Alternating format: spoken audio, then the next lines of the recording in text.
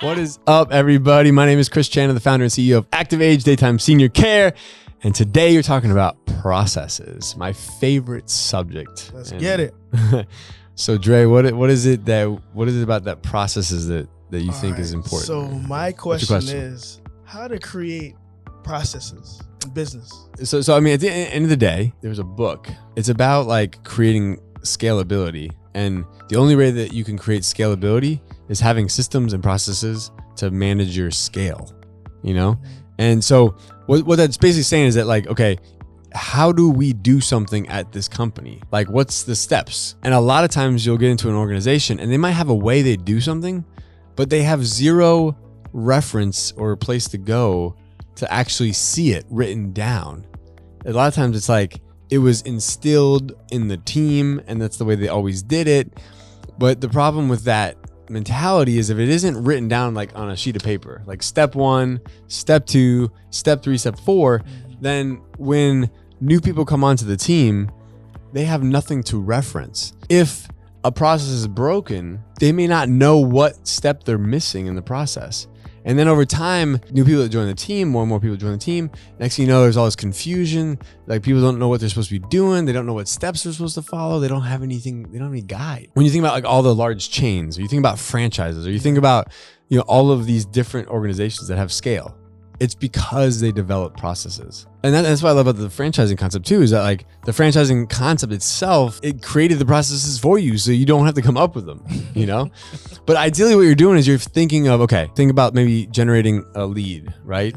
And now that lead comes, that phone call comes in, or that tour comes in, or the guest pass comes in, say like at our adult daycare center, right? What are the steps from the time that phone call comes in? Like who's responsible for answering the call? Who's responsible for being the point of contact for that lead? Is there an appointed person? If so, write it down. The point of contact is for leads is this person or this role.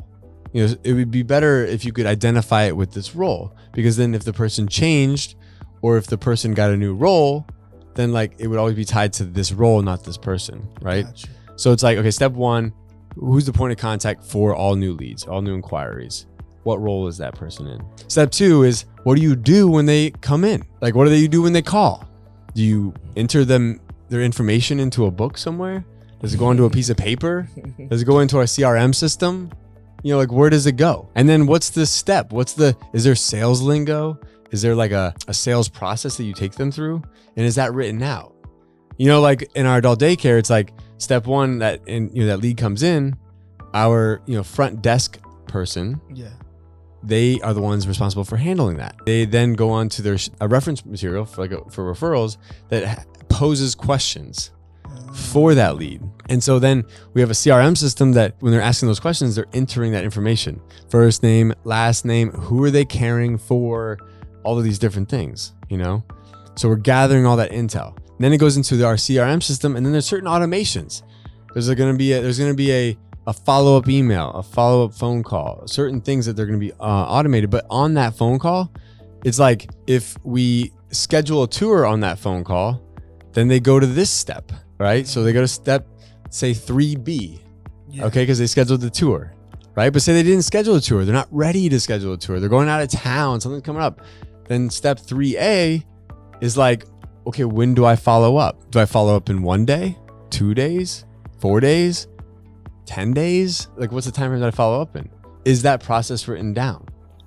So like then I go from 3A or 3B, like, okay, so now I schedule the tour over here in 3B. Now I go to step 4, right? Which is like the follow up to the tour. So like, or at the time of the tour, like did I sell them on scheduling a guest pass day when they're going to come in? Now they've seen the place, they like it, they got all the information. Can I sell them and get them committed to a day in the future for their guest pass?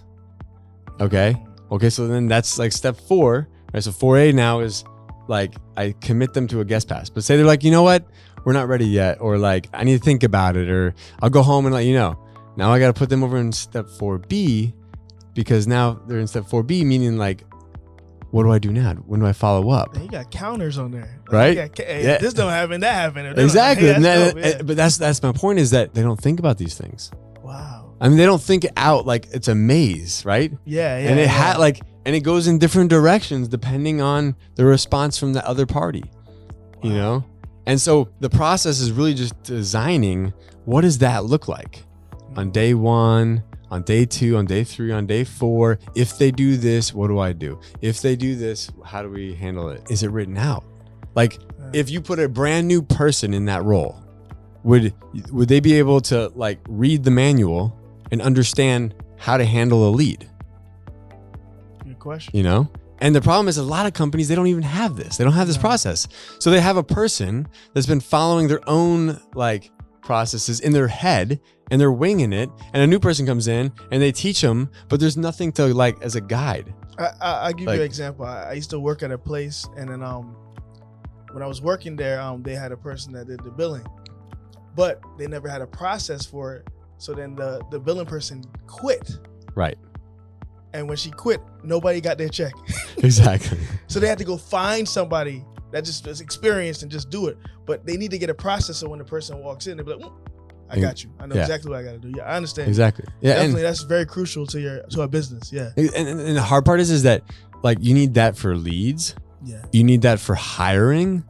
You need that for like maintaining your like culture, meaning like, you know, do you have monthly meetings? Do you have weekly meetings? What, like, if you have incentive programs, what is the process? You know, like, how does someone qualify for the incentive?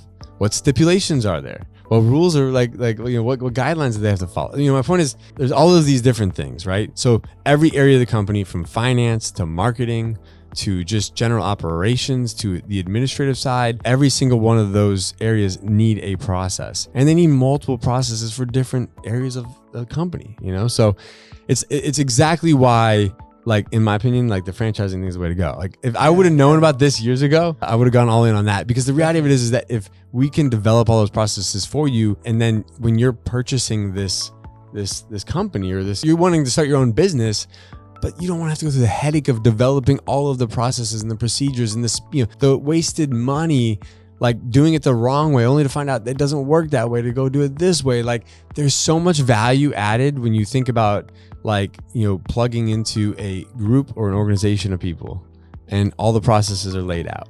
And you're starting with a solid foundation. You know what to do.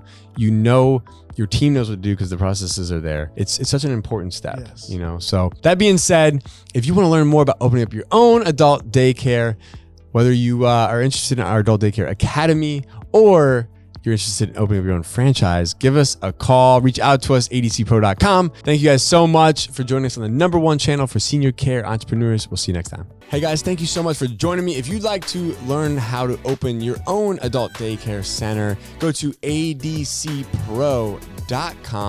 If you'd like the latest business tips, click here, and make sure you subscribe to our channel, click here. We'll see you guys next time.